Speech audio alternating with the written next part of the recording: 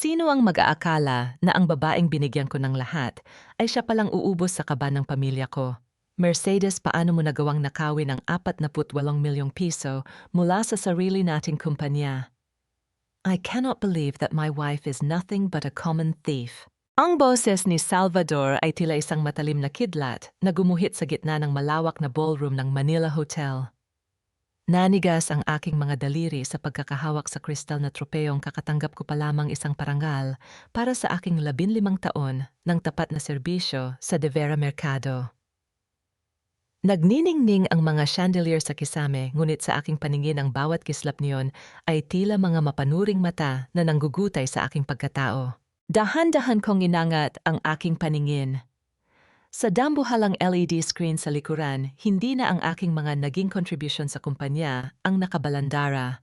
Sa halip isang malabong video mula sa security camera ang paulit-ulit na ipinapalabas, doon makikita ang isang aninong kamukha ko dahan-dahang binubuksan ang vault sa opisina ng Treasury at isinisilid ang mga bundle ng pera sa isang bag. Naramdaman ko ang biglang panlalamig ng aking mga kamay. Ang bawat tibok ng aking puso ay tila isang tambol na nagbababala ng sakuna.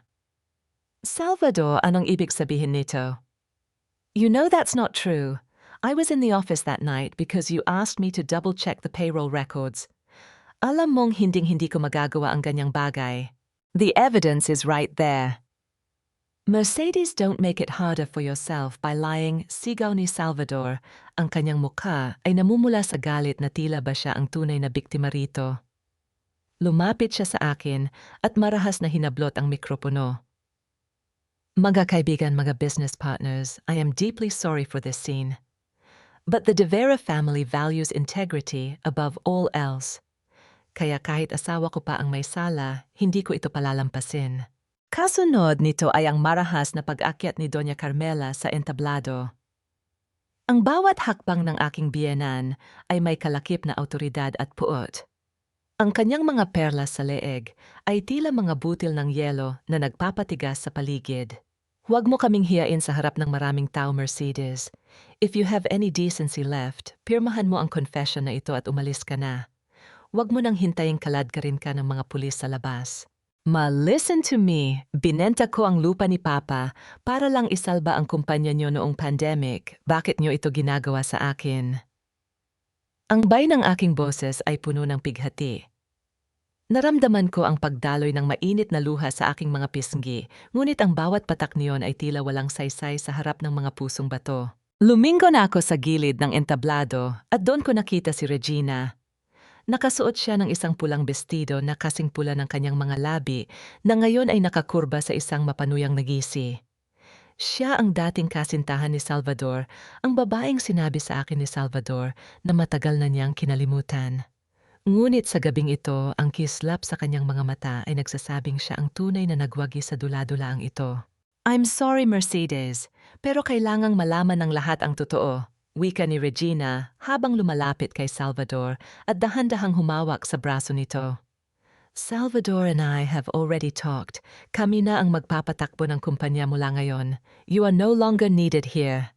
What you and Regina, halos hindi ako makahinga sa tindi ng rebelasyong ito. Ang sakit ng pagkakaakusa sa akin ay nahigitan ng pait ng katotohanang ang taong pinag-alayan ko ng aking kabataan ay matagal na pala akong ipinagpalit. Yes, Mercedes, I want a divorce. Malamig na sabi ni Salvador. Ang bawat salita niya ay tila mga pako na naglalak sa pintuan ng aking puso. Security, please escort this woman out of the building. Ayoko nang makita ang mukha niya rito. Naramdaman ko ang magaspang na kamay ng mga security guard na humawak sa aking mga braso. Pilit nila akong kinaladkad pababa ng entablado habang ang mga flash ng camera mula sa mga reporter ay tila mga kidlat na sumasaksi sa aking pagbagsak. Ang bawat bulong ng mga panauhin ay tila lason na nanunuot sa aking pandinig. Bumagsak ang crystal na tropeo sa sahig ng ballroom. Narinig ang malutong na tunog ng pagkabasag niyon na tila ba sumasalamin sa pagkakadurog ng aking buong buhay. Isang 15 taon ng sakripisyo, isang 15 taon ng pag-ibig at katapatan lahat ay nauwi sa putikan dahil sa kasakiman ng mga taong itinuring kong pamilya. Habang inilalabas nila ako sa marangyang hotel, tiningnan ko ang langit. Ang ulan ay nagsisimula nang pumatak kasing lamig ng mga mata ni Salvador kanina.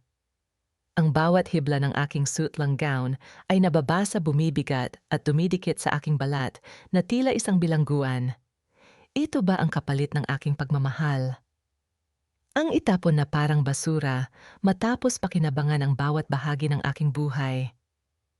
Hanggang kailan mananaig ang kadiliman sa gitna ng mundong ito ng ginto at kasinungalingan? Dahan-dahan kong kinuyom ang aking mga palad hanggang sa bumaon ang aking mga kuko sa aking balat. Ang sakit na nararamdaman ko ngayon ang magiging mitya ng apoy na susunog sa inyong lahat.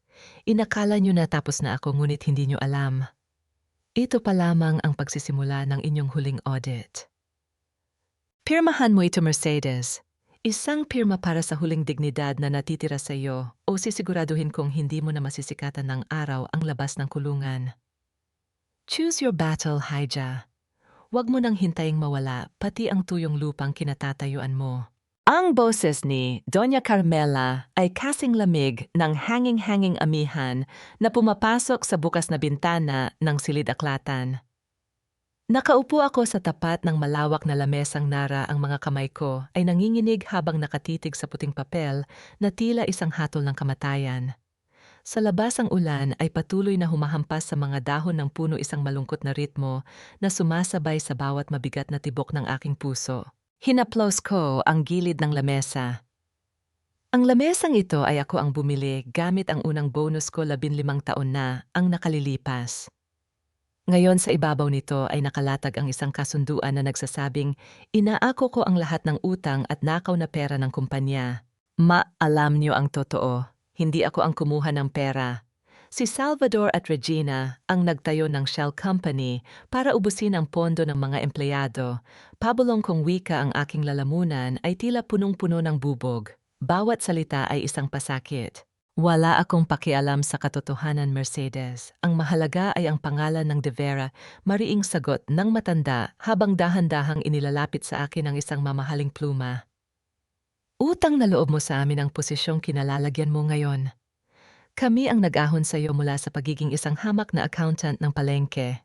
Ngayon bayaran mo ang utang na iyon sa pamamagitan ng pananahimik. Naramdaman ko ang panunuyo ng aking buong sistema. Ang pamilyang itinuring kong pader na sasalo sa akin sa oras ng unos ay siya palangkutan ng mga halimaw na dahan-dahang lalamon sa aking pagkatao. Dahan-dahan kong kinuha ang pluma, ang bigat nito ay tila isang dambuhalang tanikala. Bago ko may lapat ang tinta sa papel, narinig ko ang pamilyar na tawanan mula sa kabilang silid, ang master bedroom na dati ay aming kanlungan ni Salvador. Ang pinto ay bahagyang nakabukas sapat na upang marinig ko ang bulong ng pagtataksil. Baby, just wait for a while. Kapag napirmahan na ng babaeng yan ang quitclaim, ang mansyong ito ay sa iyo na. I've already prepared the transfer of title under your name. Boses iyon ni Salvador. Malambing puno ng pag-aaruga ang boses na dati ay tanging sa akin lamang inialay. I can't wait, hon. Ayaw ko nang may bakas ng babaeng yan dito. Gusto ko bago matapos ang linggong ito lahat ng gamit niya ay nasa basurahan na, sagot ni Regina, kasunod ang tunog ng halik, na tila isang laso na dahan-dahang gumagapang sa aking mga ugat. Nanigas ang aking buong pagkatao. Ang mansyong ito, ang bahay na itinayo ko mula sa dugo at pawis ko, ang bahay na ako ang nagbayad ng bawat hulog dahil sa aking mga sideline na audit.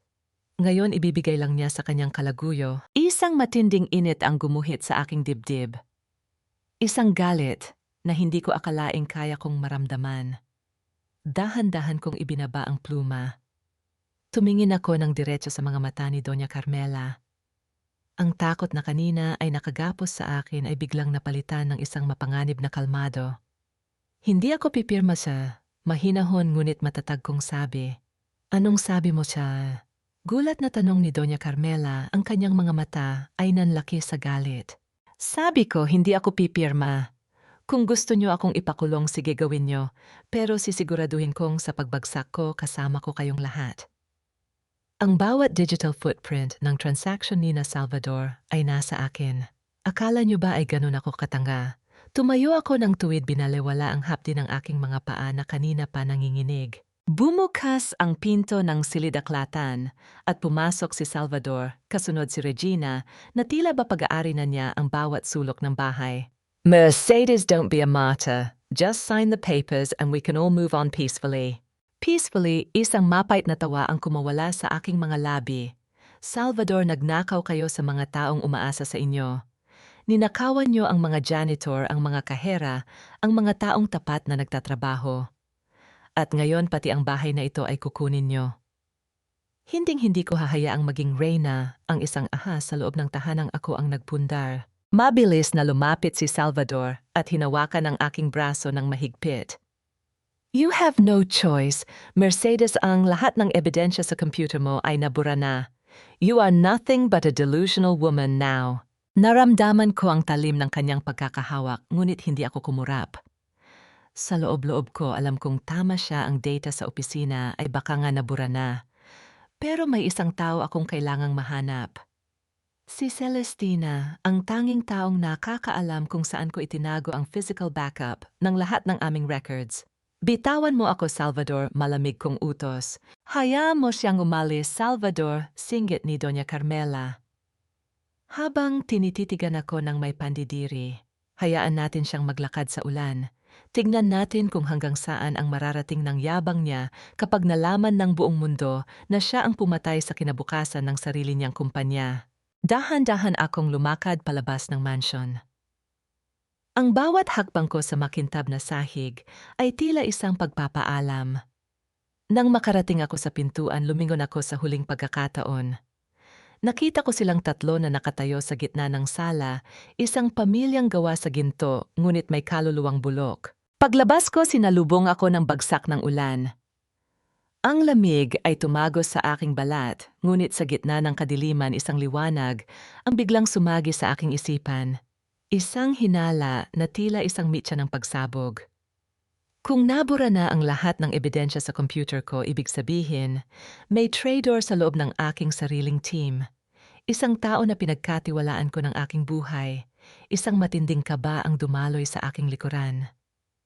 Si Celestina. Nasaan si Celestina? Sa gitnang ulan, dahan-dahan kong inilabas ang aking cellphone mula sa bulsa. Ngunit bago ko pa man ma-dial ang numero niya, isang mensahe ang pumasok mula sa isang hindi kilalang user. Ma'am Mercedes, sorry po. Patawarin niyo ako. Kailangan ko lang iligtas si Papa. Ang aking puso ay tila tumigil sa pagtibok. Ang tanging baraha ko ay tuluyan na ring nakuha ng kalaban. Ang bawat hakbang ko sa maputik na eskinita patungo sa tinitirhan ni Celestina ay tila paghatak sa isang mabigat na kadena. Basang-basa ang aking suot at ang lamig ng gabi ay dahan-dahang nanunuot sa aking mga buto, ngunit mas masakit ang panginginig ng aking puso. Si Celestina ay hindi ko lang basta assistant. Siya ang batang kinuha ko mula sa hirap, ang pinag-aral ko, at ang tanging tao na pinagkatiwalaan ko ng mga susi ng aking mga lihim na file. Huminto ako sa tapat ng isang maliit na apartment.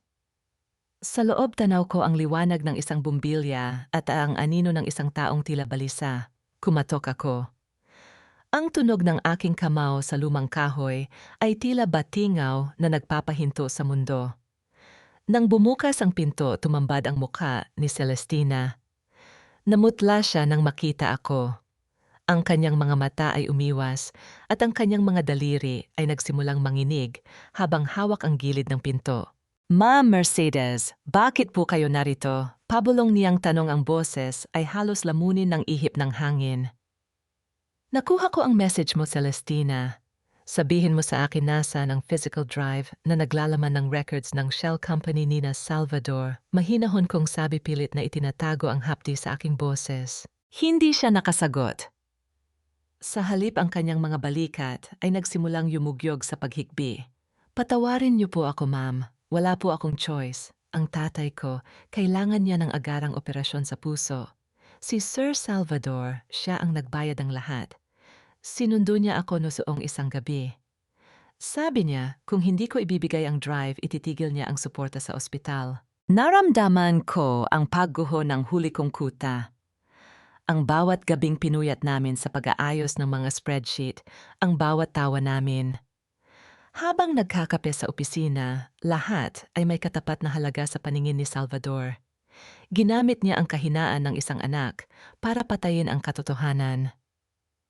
Binigay mo na sa kanya. Tanong ko, ang aking tinig ay halos hindi na lumalabas sa aking lalamunan. Tumango siya habang umiyak. Opo ma'am, at ang backup sa cloud pinabura niya rin sa akin. Wala na pong natira. Tinitigan ko si Celestina. Gusto kong magalit. Gusto kong sumigaw. Pero nang makita ko ang litrato ng kanyang may sakit na ama, sa ibabaw ng maliit nilang lamesa, naramdaman ko ang isang matinding habag. Ang pamilya de Vera ay hindi lang pera ang ninakaw. Ninakaw rin nila ang katapatan ng mga taong walang ibang sandata, kundi ang kanilang dangal. Dahan-dahan kong binuksan ang aking handbag. Kinuha ko ang isang maliit na sobre, ang aking huling cash na itinabi ko sana para sa aking bonus na ibibigay sa kanya. Inabot ko ito sa kanya. Heto Celestina, bonus mo ito para sa buwang ito. Gamitin mo para sa mga gamot ng tatay mo. Wika ko, nanlaki ang kanyang mga mata. Ma'am, pero pinagtaksilan ko kayo. Bakit niyo pa ito ginagawa? Dahil alam ko ang pakiramdam ng mawalan ng ama, Celestina. At ayaw kong maging katulad ni na Salvador na gumagamit ng buhay ng tao para sa sariling interes. Alagaan mo ang tatay mo, Ten, sagot ko bago ako tumalikod at naglakad palayo. Habang binabaybay ko ang daan pabalik sa main road, naramdaman ko ang kawalan ng pag-asa. Wala na ang kumpanya, wala na ang bahay, at ngayon wala na pati ang ebidensya na magliligtas sa akin. Ang bawat patak ng ulan na tumatama sa aking balat ay tila mga bulong ng pagkatalo. Naupo ako sa isang hintuan ng jeepney, yakap ang aking sarili. Sa gitna ng dilim, isang itim na sasakyan ang dahan-dahang huminto sa aking harapan. Bumukas ang bintana at tumambad ang muka ng isang babaeng nakasuot ng salamin, seryoso ang hitsura at may hawak na isang business card. Mercedes de Vera, kanina pa kita hinahanap, wika ng babae. Ako si Paloma, isang abogada. May alam ako tungkol sa ginawa ni Salvador at may kailangan kang malaman tungkol sa pamilyang pinakasalan mo. Tumingin ako sa card na iniabot niya. Ang logo ng law firm ay pamilyar, ngunit ang kislap sa mga mata ni Paloma ay nagbibigay sa akin ng kilabot. Isang kislap na puno ng lihim na galit. Bakit mo ako tinutulungan? Tanong ko. Dahil pareho nating gustong makitang gumuho ang De Vera Mercado, sagot niya ng may malamig na ngiti. Pero ang tanong, handa ka bang malaman ang katotohanang mas masakit pa sa pagtataksil ng asawa mo? Ang Alubi NGI team na sasakyan ni Paloma ay amoy bagong katad at mamahaling pabango, isang matinding kaibahan sa malansang amoy ng ulan at putik na nakadikit sa aking balat. Habang dahan-dahang bumabaybay ang sasakyan sa madidilim na kalsada ng Tagaytay, ang tanging maririnig ay ang mahinang ugong ng makina at ang mabilis na pagtibok ng aking puso. Nakatingin ako sa bintana, pinapanood ang mga ilaw ng lungsod na tila mga malabong alaala ng buhay, nakakararaos ko lang iwanan. Uminom ka muna, Mercedes. You look like you've seen a ghost. Wika ni Paloma habang iniabot sa akin ang isang mainit na baso ng kape mula sa lalagyan sa gilid. Ang kanyang boses ay kalmado ngunit may talim na hindi ko maipaliwanag. Sino ka ba talaga? At bakit mo alam ang kinaroroonan ko sa gitna ng ulan na ito, te? Tanong ko bago uminom. Ang init ng kape ay tila gumising sa aking mga naninigas na kalamnan. Inayos ni Paloma ang kanyang salamin at tumingin ng diretso sa kalsada. Isa akong abogada na matagal nang nagmamanman sa bawat galaw ni Doña Carmela. Let's just say na mayroon akong hindi natapos na negosyo sa pamilyang De Vera. At ikaw, Mercedes, ang susi sa pintong matagal ko nang gustong buksan. Anong ibig mong sabihin? Kunot no kong tinitigan ang kanyang profile. Ang kanyang panga ay mahigpit na nakatikom at ang kanyang mga mata ay nagniningning sa ilalim ng mga ilaw ng dashboard. Alam ko na wala ka ng hawak na ebidensya. Alam ko na pinagtaksilan ka ni Celestina. But what you don't know is that Salvador and Regina have been planning this for years. Hindi lang ito tungkol sa 48 million pesos. Ang totoo, ginagamit nila ang iyong pangalan upang takpan ang isang mas malaking krimen, ang pagpapatakbo ng isang illegal na real estate scam sa labas ng bansa, paliwanag ni Paloma. Nabitawan ko ang baso ng kape, mabuti na lamang at wala na itong laman. Illegal na scam. My name is on those documents. Yes. Inilagay kanila sa harap upang kung sakaling pumutok ang balita. Ikaw ang hihilahin ng mga otoridad habang sila ay nagpapakasasa sa ibang bansa. Muling tumingin sa akin si Paloma at sa pagkakataong ito, nakita ko ang isang bakas ng awa sa kanyang mga mata. Mercedes, hindi ka lang biktima ng pera. Biktima ka ng isang sumpa na nananalaytay sa dugo ng mga De Vera. Isang matinding kilabot ang gumapang sa aking likuran. Anong sumpa? Anong pinagsasabi mo? Itinigil ni Paloma ang sasakyan sa gilid ng isang madilim na bangin kung saan tanaw ang bulkang Taal. Huminga siya ng malalim bago inabot ang isang lumang itim na folder na nakatago sa ilalim ng upuan. Basahin mo yan. Iyan ang dahilan kung bakit kahit anong sakripisyo ang gawin mo, hinding-hindi ka tatanggapin ni Doña Carmela bilang tunay na bahagi ng pamilya, sabi niya. Dahil ang pamilya De Vera ay itinayo sa isang lihim na ang tanging nakakaalam ay ang mga taong itinapon nila sa dilim. Nanginginig ang aking mga daliri habang binubuksan ko ang folder.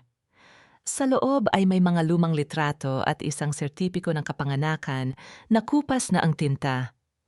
Habang binabasa ko ang mga pangalang nakasulat doon, naramdaman ko ang paghinto ng pag-ikot ng aking mundo. Paloma, ang pangalang ito. Pabulong kong wika habang ang aking paningin ay lumalabo dahil sa tindi ng revelasyon. Oh, Mercedes, I am a De Vera too, malamig niyang sagot. Ang anak sa labas na itinago kinahiya at pinabayaan ni Doña Carmela upang mapanatili ang imahe ng kanilang pamilya. At ngayon gagamitin kita upang bawiin ang lahat ng ninakaw nila sa akin. Nanigas ako sa aking kinauupuan. Ang babaeng nasa harap ko, ang tanging taong nag-alok ng tulong sa akin, ay mayroon palang sariling agenda na maaaring maging mas mapanganib pa kaysa sa mga kasinungalingan ni Salvador. Gusto mong gamitin ako? Tanong ko, ang aking tinig ay puno ng pait. Gusto nating gamitin ang isa't isa, Mercedes. Pagtatama niya habang iniabot ang kanyang kamay sa akin. Tutulungan kitang makuha ang hustisya mo at tutulungan mo akong wasakin ang pader ng mansyong iyon mula sa loob. Are you in?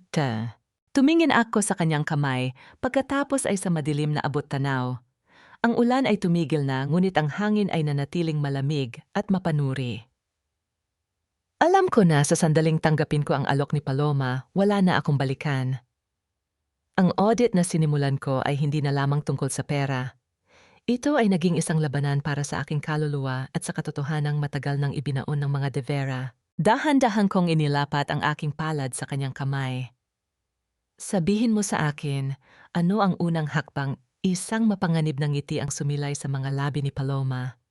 Babalik tayo sa Mansion Mercedes, ngunit sa pagkakataong ito hindi bilang isang talunang asawa, kundi bilang isang anino na lalamon sa kanila sa gitna ng kanilang kagalakan. Ang bawat salitang lumalabas sa bibig ni Paloma ay tila mga bubog na bumabaon sa aking pandinig.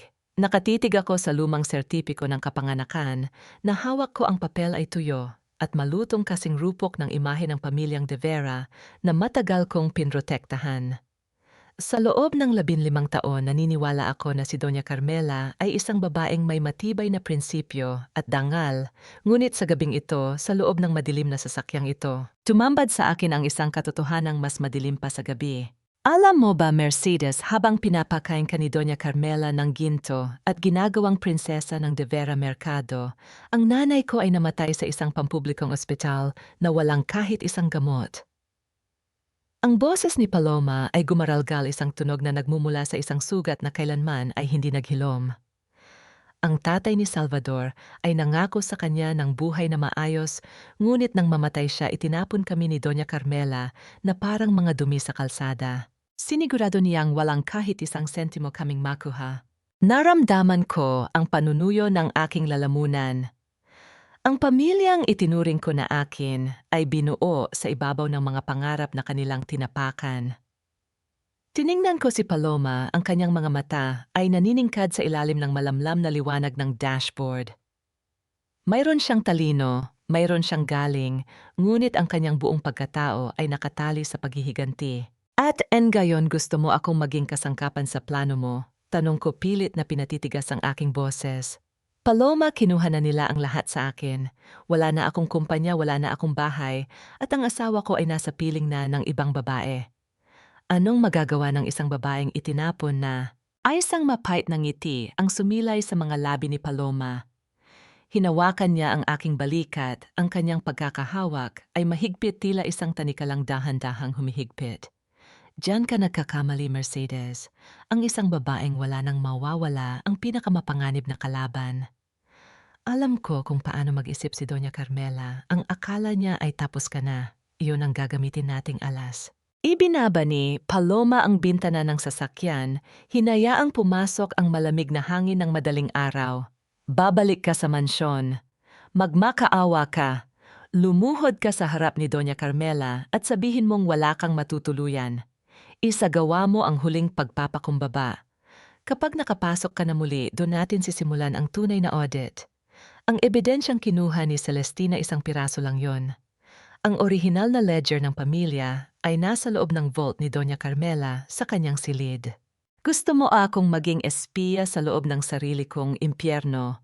Pabulong kong wika ramdam ang panginginig ng aking mga kamay. Hindi ka magiging espiya, Mercedes. Magiging anino ka, tugon ni Paloma. Kinuha niya ang isang maliit na locket mula sa kanyang leeg at binuksan ito.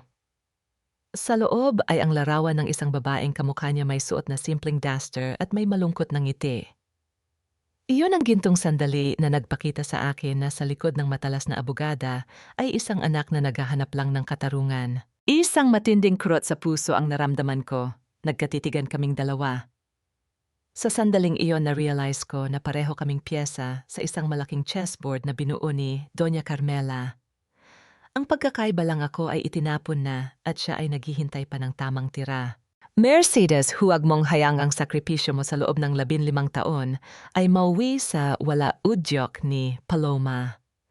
Ipakita mo sa kanila na ang accountant na minaliit nila ay siya palang magsasara ng kanilang mga account sa huling pagkakataon. Tumango ako ng dahan-dahan. Ang takot na nararamdaman ko ay napalitan ng isang malamig na determination. Kung ang katarungan ay kailangang dumaan sa putikan, handa akong madumihan. Kung ang kapayapaan ay kailangang makuha sa pamamagitan ng pagluhod. Luluhod ako ngunit sa pagkakataong ito hindi dahil sa kahinaan, kundi upang mas mapadali ang aking pag-asinta. Sige Paloma, payag ako, sabi ko. Pero tandaan mo ito, ginagawa ko ito para sa mga empleyadong ninakawan nila, hindi para sa ambisyon mo. Inabot ni Paloma ang isang smartphone sa akin. Naka-save dyan ang coordinates ng aking safe house. At Mercedes, mag-ingat ka. Sa sandaling tumapak ka muli sa pintong iyon, ang bawat hininga mo ay kailangang maging isang kasinungalingan. Habang bumababa ako sa sasakyan, sa dulo ng kalsada, tumanaw ako sa malayo. Ang mansyon ng mga De Vera ay nakatayo sa tuktok ng burol nagniningning sa ilalim ng mga ilaw, tila ba hindi ito nababahala sa anumang unos. Ngunit sa aking isipan nakikita ko na ang bawat pader nito na nagsisimulang magkabitak-bitak. Inaalala ko si Salvador at ang mapanuyang tawa ni Regina. Ang pait ay nagsilbing lakas sa aking mga binti.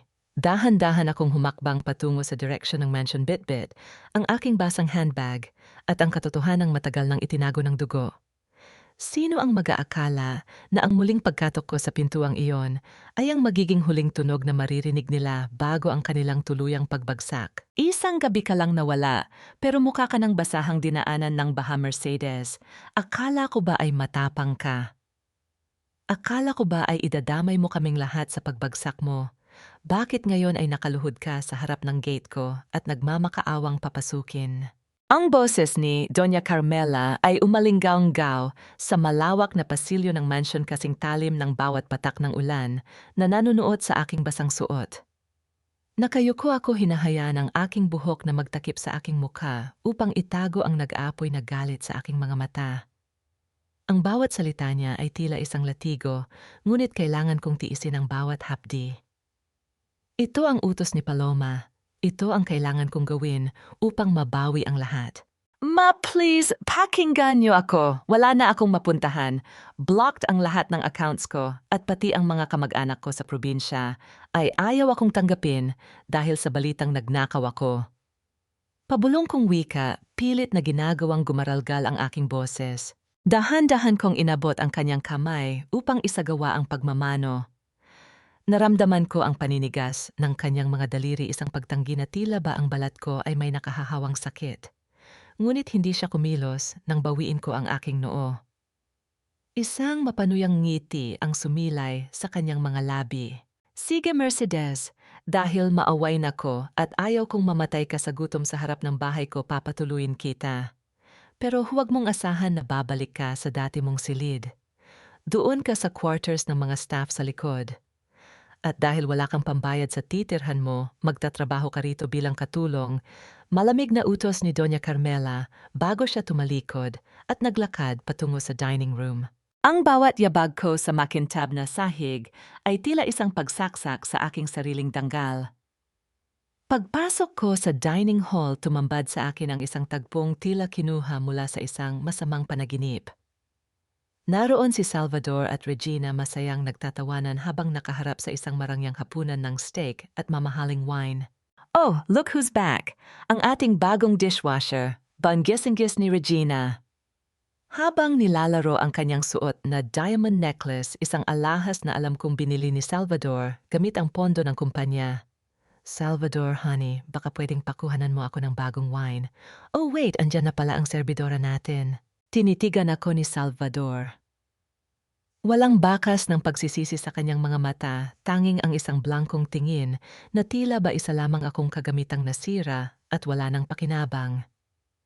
Mercedes, gawin mo na lang ang utos ni Mama kung ayaw mong matulog sa labas.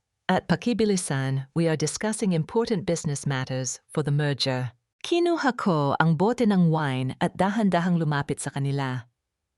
Habang isinasalin ko ang inumin sa baso ni Regina, sinadya niyang itabig ang aking braso. Ang pulang likido ay kumalat sa maputing tablecloth at tumalsik sa kanyang mamahaling sapatos.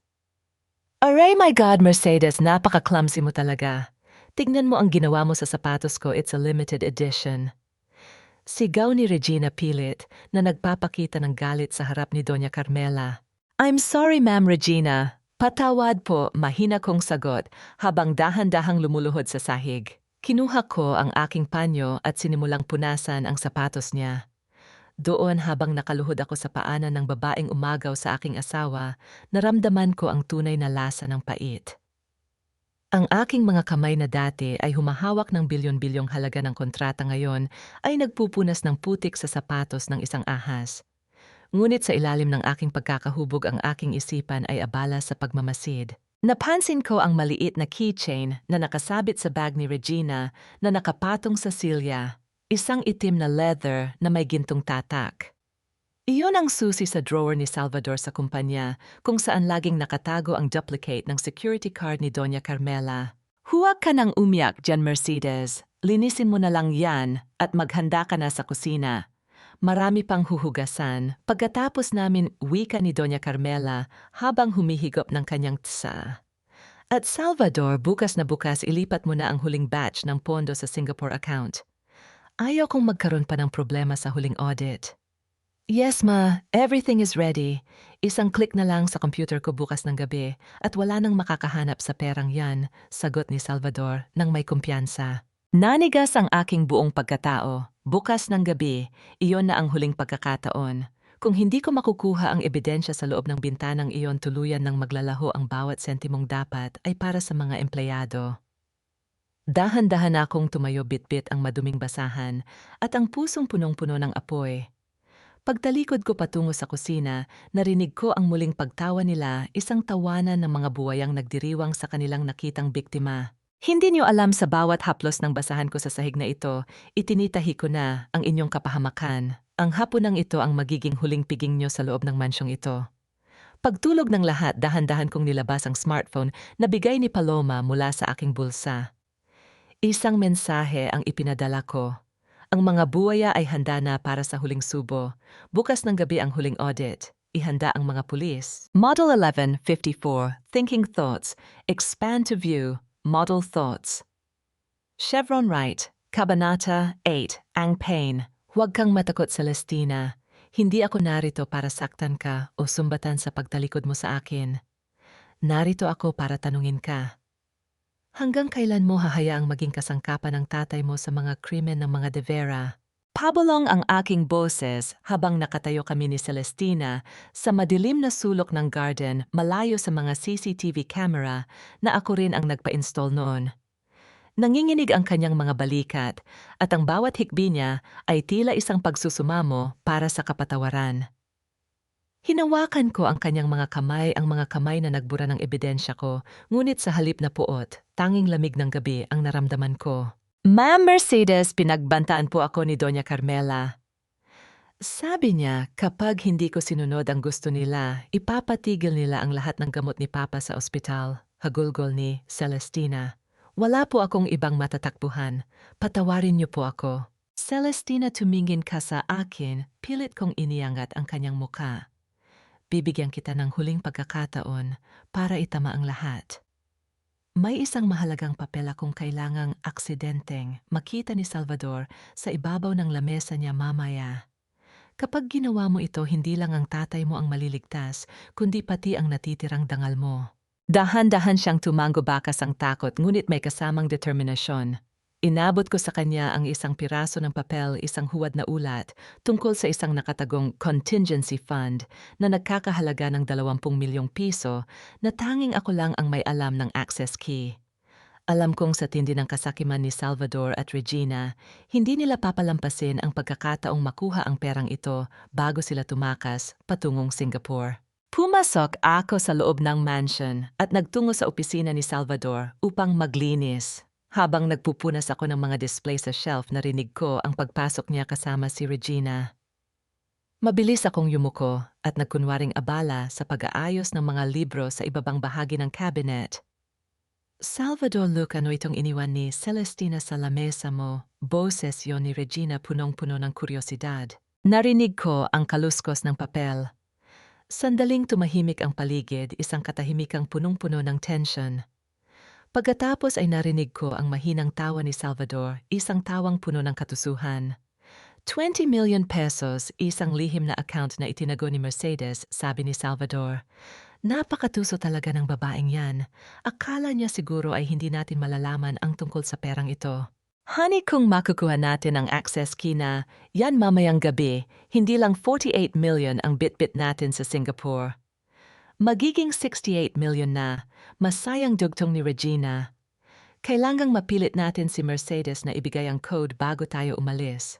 Hindi na kailangang pilitin, Regina. Nakasulat dito na ang access key ay nakalink sa fingerprint biometric ng main server room. At dahil servant na natin siya rito, madali lang siyang kaladkarin dun mamayang hating gabi habang tulog si Mama, sagot ni Salvador. Ramdam ko ang mabilis na pagtibok ng aking puso. Kinagat ko ang aking labi para pigilan ang anumang tunog na maaaring lumabas. Ang pain ay kinagat na ng mga buwaya. Inakala nilang sila ang mga ngaso, hindi nila alam na dahan-dahan ko na silang iginigiya patungo sa kanilang sariling bitag. Lumabas ako ng silid nang hindi nila napapansin. Sa pasilyo nakasalubong ko si Doña Carmela. Nakasuot siya ng kanyang sutlang robe, tila isang reyna na nagbabantay sa kanyang nasasakupan. Mercedes, bakit ka nandyan sa opisina ng anak ko? Hindi ba't tapos na ang oras ng trabaho mo? Mapanuri niyang tanong. Naglinis lang po ako ng mga alikabok, ma'am. Mahina kong sagot, sabay yuko. Siguraduhin mong alikabok lang ang nililinis mo at hindi ang mga bagay na hindi mo napag-aari. Babala ng matanda bago siya dumaan sa aking tabi. Ang amoy ng kanyang mamahaling insenso ay tila amoy ng isang nakalipas na panahon na malapit na ring magwakas. Pumunta ako sa aking quarters sa likod at dahan-dahang nilabas ang smartphone peso ni Paloma. Benisyo, nakuha na nila ang pain. Magaganap ang huling transaction sa main server room sa ganap na 2:00 ng hating gabi. Siguraduhin mong naroon na ang NBI at ang media. Huwag kayong magpapakita hanggat hindi ko ibinibigay ang signal. Copy, Mercedes. Mag-ingat ka. Masyadong desperado si Salvador, baka saktan kanya kapag nalaman niyang nalin lang siya, sagot ni Paloma sa kabilang linya. Tumingin ako sa orasan. 10:00 na ng gabi, 2 oras na lang. Hinaplos ko ang aking leeg, na roon pa rin ang bakas ng pait ng nakaraang 15 taon. Sa bawat segundong dumadaan, tila binibilang ko ang bawat sakripisyo ko na ngayon ay magkakaroon na ng katapat na kabayaran. Inakala niyo na ako ang inyong talunang biktima. Inakala niyo na ang pananahimik ko ay tanda ng aking pagkagapi. Pero sa gabing ito sa loob ng server room na ako mismo ang nagdisenyo, mararanasan niyo ang pinakamasakit na audit sa inyong buhay, ang mawala ang lahat ng inyong ninakaw sa harap ng buong mundo. Narinig ko ang mahinang yabag sa labas ng aking pinto. Isang anino ang dahan-dahang sumilip sa maliit na bintana. Si Salvador na ba ito o baka naman si Regina na hindi na makapaghintay sa ginto humanda kayo? Dahil ang huling transaction ay hindi magdadala sa inyo sa Singapore kundi sa likod ng Rihaz. Ang bawat tibok ng orasan sa madilim na pasilyo ng mansyon ay tila tunog ng batingaw na nagbabadya ng kamatayan ng aking matagal na pagtitimpi. 12:00 na ng hating gabi. Ang malamig na hangin ng Tagaytay ay sumusuot sa mga siwang ng bintana, nagdadala ng amoy ng basang lupa at suong muna, tila nagnanais na bumalot sa bawat lihim na itinatago ng pamilya de Vera. Dahan-dahang bumukas ang pinto ng aking quarters. Hindi ito ang magalang na katok ng isang kaibigan. Ito ay ang marahas na pagtulak ni Salvador, ang lalaking pinangakuan ko ng katapatan sa harap ng altar, ngunit ngayon ay tila isang estrangherong nilamon na ng kasakiman. Kasunod niya si Regina na kahit sa ganitong oras ay nakasuot pa rin ng kanyang mamahaling bestido at tila handang-handa na para sa kanyang pagtakas. Pumangon ka na riyan, Mercedes. Huwag mo na kaming paghintayin. Alam nating tatlo kung ano ang kailangan namin mula sa iyo'y asik ni Salvador habang hinahablot ang aking braso. Ramdam ko ang panginginig ng kanyang mga daliri hindi dahil sa takot, kundi dahil sa sabik na makuha ang huling piraso ng ginto. Hindi ako kumibo. Hinayaan ko siyang kaladkarin ako patungo sa kabilang dulo ng mansyon kung saan nakatago ang main server room, ang utak ng buong sistemang pinansyal ng De Vera Mercado. Ang bawat hakbang ko sa makintab na sahig ay tila pagbibilang ng mga huling sandali ng kanilang kaligayahan. Bilisan mo isang pindot mo lang sa biometric scanner na yan at tapos na ang usapan. Bibigyan ka namin ng sapat na pera para makapagsimula ka sa ibang bansa malayo sa kahihiyang ginawa mo rito. Wika ni Regina, ang kanyang boses ay punong-puno ng mapanuyang tamis. Ang bawat salita niya ay tila laso na dahan-dahang pumapatay sa anumang katiting na awa na natitira sa aking puso. Nang makarating kami sa tapat ng bakal na pinto ng server room, naramdaman ko ang kakaibang lamig na nanggagaling sa loob. Binuksan ni Salvador ang security lock at itinulak ako sa harap ng computer terminal. Ang asul na liwanag ng screen ay tumama sa aking mukha, nagpapakita ng interface ng contingency fund na ako mismo ang gumawa sa aking isipan. Ipasok mo na ang access key. Ngayon din, utos ni Salvador, ang kanyang boses ay gumaralgal na sa tindi ng desperasyon. Dahan-dahan kong inilapit ang aking hintuturo sa biometric scanner. Ang tunog ng pag-scan ng laser sa aking balat ay tila isang mahabang buntong hininga sa katahimikan ng silid. Sa isang iglap bumukas ang portal. Tumambad sa kanila ang isang dummy account na nagpapakita ng balanseng 20 milyong piso. Nakita ko ang kislap sa mga mata ni Regina. Lumapit siya sa screen, halos madikit na ang kanyang muka sa monitor sa tindi ng katuwaan. Nandyan na, Salvador, ilipat mo na sa Emerald Phoenix account. Bilisan mo bago pa may makapansin. Nagsimulang tumipa si Salvador sa keyboard. Ang bawat tunog ng pagpindot niya sa mga letra ay tila isang hatol na isinusulat ng tadhana. Ramdam ko ang panunuyo ng aking lalamunan habang pinapanood ko ang paglipat ng mga numero. 15 taon ng aking buhay ang ibinigay ko sa pamilyang ito. At sa huling pagkakataon, pinapanood ko silang nakawin ang huling piraso ng aking dangal. Wait, bakit? Hindi gumagalaw ang transfer bar. Bakit nagre-red ang system? Tanong ni Salvador, ang kanyang boses ay puno na ng takot. Tumingin ako sa kanila nang diretso sa mga mata. Sa unang pagkakataon sa loob ng maraming linggo, hindi ko na kailangang magtago sa likod ng maskara ng isang katulong. Dahil ang transaksyong iyan, Salvador, ay hindi patungo sa Singapore. Ang bawat byte ng data na inilipat mo ay diretsong napupunta sa main vault ng NBI bilang ebidensya ng money laundering sa ilalim ng inyong kumpanya. Nanigas ang buong silid. Ang tanging maririnig ay ang mahinang ugong ng mga cooling fans ng servers. Ang mukha ni Salvador ay nawalan ng kulay tila isang rebultong gawa sa asin na unti-unting natutunaw. Anong kalokohan ito, Mercedes? Sigaw ni Regina Pilit na sinusunggaban ang keyboard. Ibalik mo ang system, sabihin mo sa amin ang totoo. Ang ito ay tapos na ang dula nyo. Malamig kong sagot. Ang 48 million na ibinintang nyo sa akin, ang bawat resibo nyon ay hawak na ni Paloma. At ang bawat boses nyo sa gabing ito ay na-record na ng system. You just authorized your own arrest warrant. Isang malakas na tunog ng pag-click ang umalingaw-ngaw sa buong silid. Ito ang tunog ng pag-lock ng system na hindi na kailanman mabubuksan ng kahit sino sa kanila. Kasabay nito ang malalakas na yabag ng mga sapatos ay narinig mula sa labas ng server room. Ang pintong bakal ay biglang bumukas ng malakas. Ang liwanag mula sa pasilyo ay tila mga mapanuring mata na humahanap sa kanila sa dilim. Pumasok si Paloma kasama ang isang pangkat ng mga operatiba ng pulis.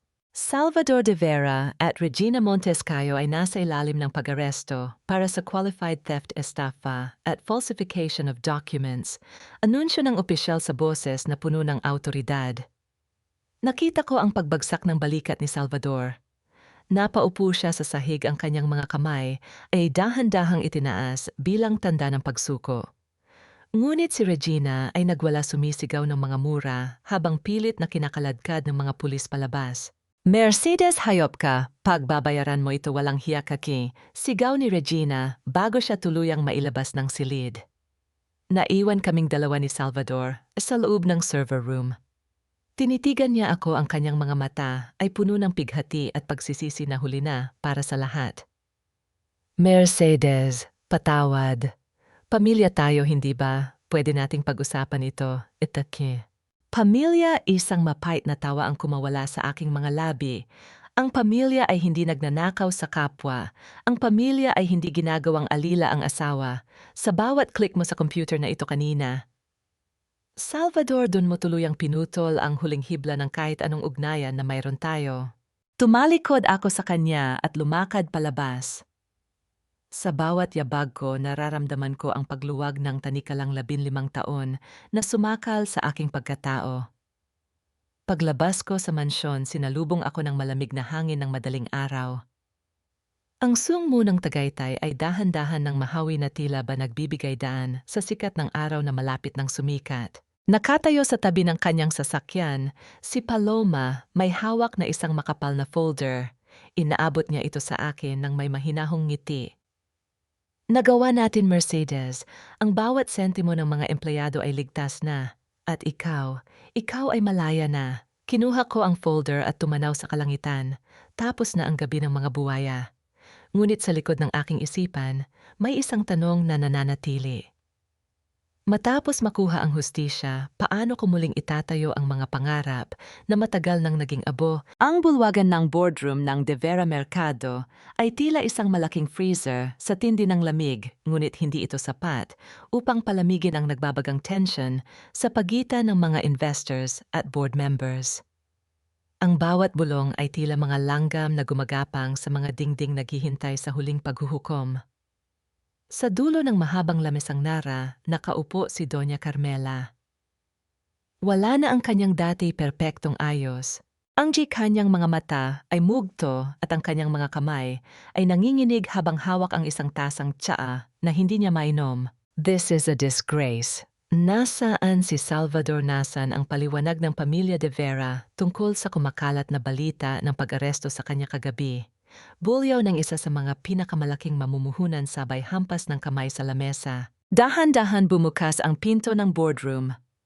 Hindi ang security guards ang pumasok at hindi rin ang mga abogado ni Doña Carmela. Pumasok ako suot ang aking pinaka-formal na itim na terno, ang suot na itinago ko sa loob ng maraming linggo habang nagpapanggap na katulong. Kasunod ko si Paloma na tila isang aninong handang sumakmal at si Celestina na nakayuko, ngunit may dalang isang makapal na asul na folder. Mercedes, anong karapatan mong pumasok dito? Gods, ilabas ang babaeng iyan. Sigaw ni Doña Carmela pilit na ibinabalik ang kanyang naghihingalong autoridad. Huwag po kayong mag-alala, ma'am. Narito ako hindi bilang inyong katulong, kundi bilang ang lead auditor na nagtahi ng inyong bawat transaksyon sa loob ng 15 taon. Mahinahon kong wika habang dahan-dahang lumalakad patungo sa harapan ng lahat. Ang bawat yabag ng aking sapatos ay tila tunog ng isang batingaw na nagpapatahimik sa buong silid. Inilapag ko ang isang lumang fountain pen sa ibabaw ng lamesa sa tapat ni Doña Carmela. Ito ang panulat ni Papa Nestor na ginamit niya nung itatag ang pundasyon ng De Vera Mercado. Hinaplos ko ang makinis na bakal nito dinarama ang bawat sakripisyo ng aking ama na niyurakan ng pamilyang ito. Mga binuo niyo pong kasinungalingan ay may katapat ng resibo, sabi ko sa boses na malinaw at walang kahit anong panginginig. Celestina, ilabas mo na ang huling piraso. Humakbang si Celestina at inilapag ang asul na folder. Patawarin niyo po ako, Ma'am Mercedes, at sa lahat ng narito. Ito po ang mga orihinal na records ng payroll na pinabura sa akin ni Doña Carmela, ngunit hindi ko po ginawa. Itinago ko po ang kopya dahil hindi ko na masikmura ang pagnanakaw nila sa mga maliliit na tao para lamang tustusan ang luho ni Regina Montes. Narinig ang malakas na pagsinghap ng mga board members. Binuksan ko ang screen ng projector at doon lumitaw ang mga boses ni na Salvador at Regina mula sa recorder ni Mang Canor. Ang bawat salitang binitawan nila kagabi sa server room ay umalingaunggaw sa apat na sulok ng silid, isang malinaw na pag-amin ng kanilang sabwatan. Your accounts are officially closed, Doña Carmela, malamig kong dugtong habang tinititigan ang aking biyenan. Hindi niyo lang ninakaw ang pera, ninakaw niyo ang danggal na kinakatawan ng panulat na ito ni Papa. You didn't just embezzle funds, you embezzled the trust of every single employee who looked up to the De Vera name. Biglang namutla si Doña Carmela. Napahawak siya sa kanyang dibdib, ang kanyang hininga ay naging kapos at ang kanyang mga mata ay nanlilisik sa tindi ng kahihiyan. Ang hiya na pilit niyang itinapon sa akin noong gabi ng anibersaryo ay bumalik sa kanya ng 10 beses na mas matindi.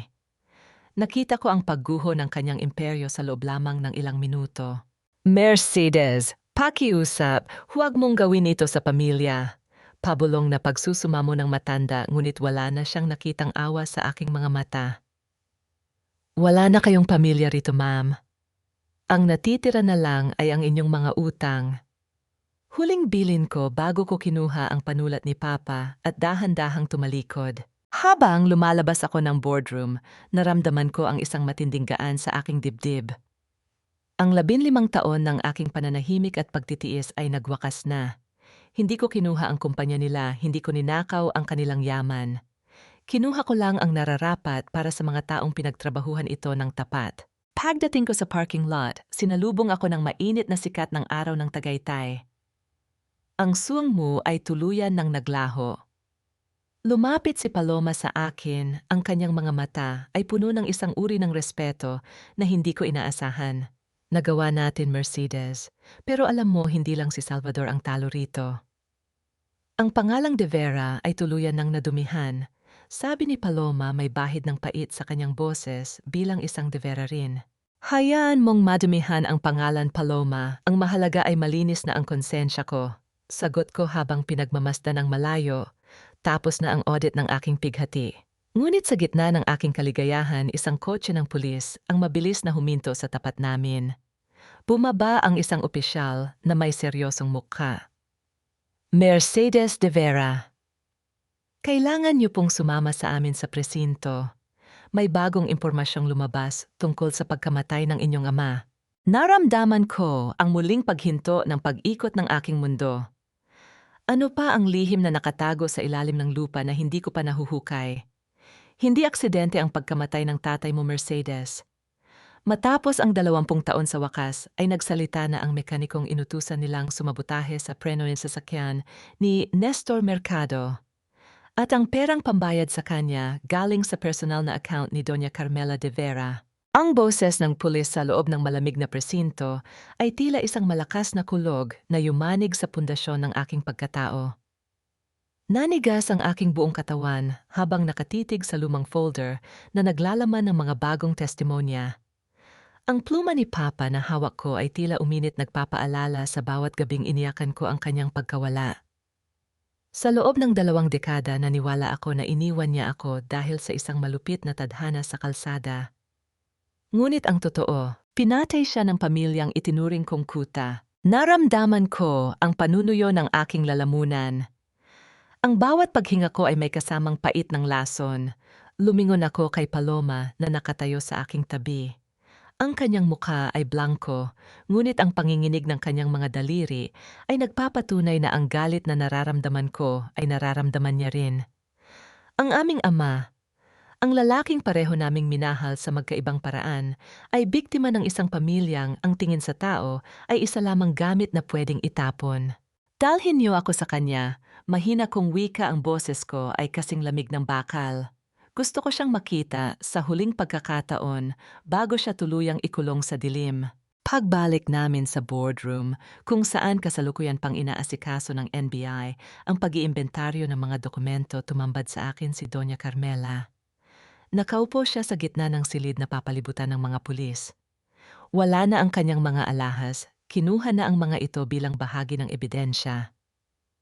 Ang kanyang sutlang damit ay gusot-gusot na tila sumasalamin sa naghihingalo niyang dangal.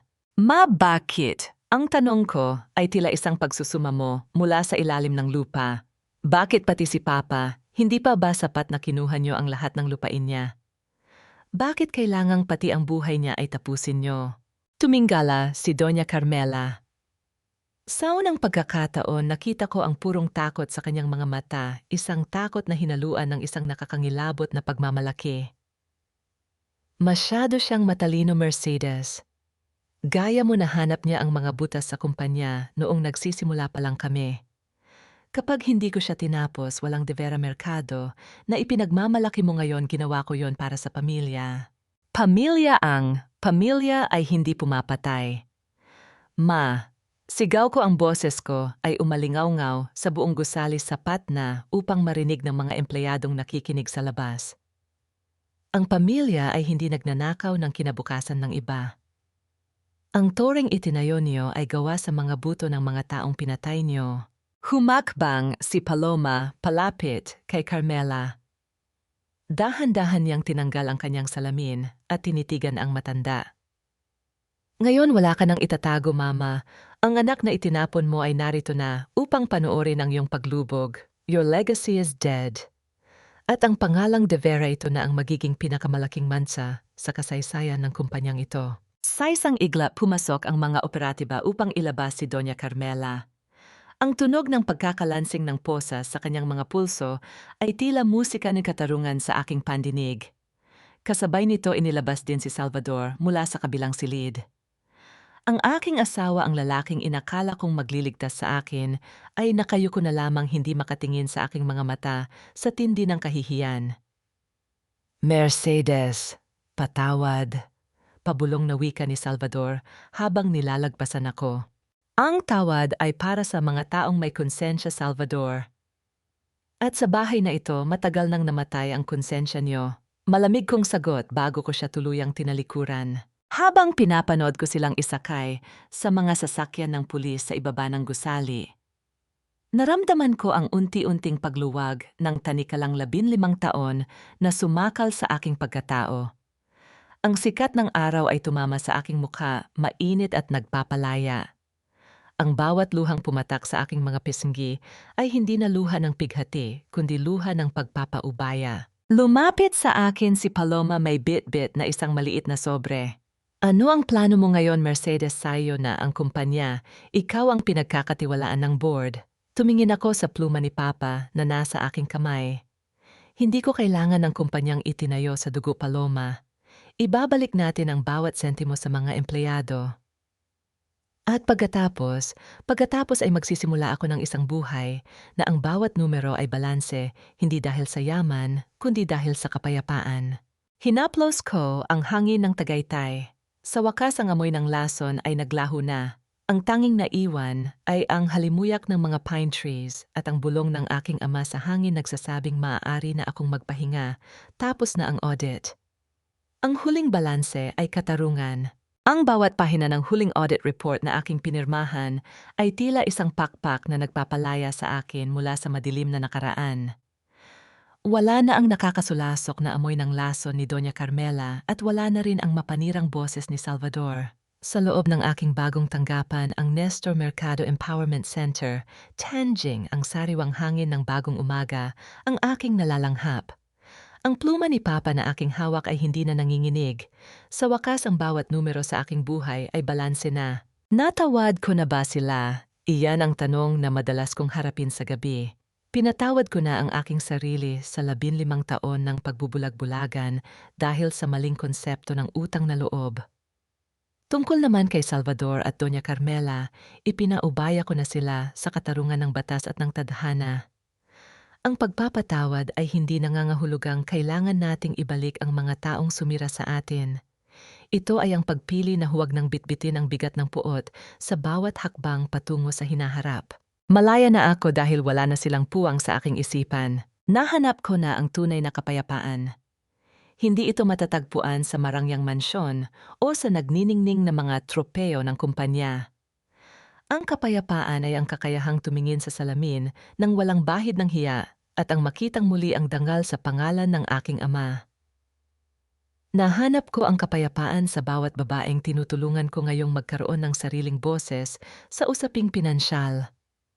Ang aking puso ay hindi na isang kaban na ninanakawan.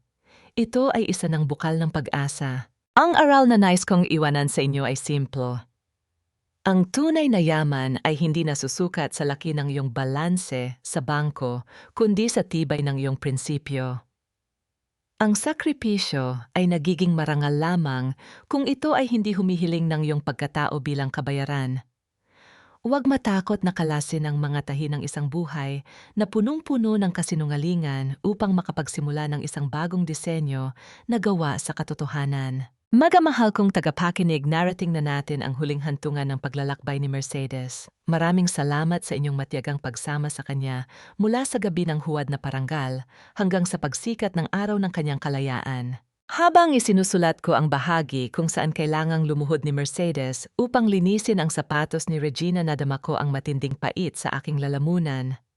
Sino ba naman ang hindi maiiyak sa tindi ng kawalang katarungang iyon? Ngunit ang kwentong ito ay kinuha mula sa mga sugat ng tunay na buhay, isang paalala na ang bawat patak ng luha ng isang tapat na tao ay may katapat na paniningil sa huli. Naniniwala ako na ang bawat isa sa atin ay may kakayahang bumangon kahit gaano pa kalalim ang putik na itinapon sa atin. Kayo aking mga kaibigan, nasaan kayo habang pinakikinggan ang huling bahaging ito? Baka ba ay abala kayo sa pagluluto para sa inyong mga anak? O baka nagpapahinga matapos ang isang mahabang araw ng trabaho? Sana ay ibahagi ninyo sa comment section ang inyong mga saloobin. Kung kayo ang nasa kalagayan ni Mercedes, kaya nyo rin bang talikuran ang yaman ng isang imperyo para sa inyong sariling kapayapaan? Dito sa ating munting tahanan ng mga kwento, laging may puwang para sa inyong mga karanasan. Paki-like at share na rin ang audio na ito upang marami pa tayong kababaihan na mabigyan ng lakas na tumayo para sa kanilang sariling dignidad. Naway manatiling matatag ang inyong mga puso at maging malinaw ang inyong mga bukas. Hanggang sa muli nating pagkikita sa susunod na kwento ng pag-ibig, pagtataksil at muling pagkabuhay. Manatiling marangal, mga mahal kong tagapakinig.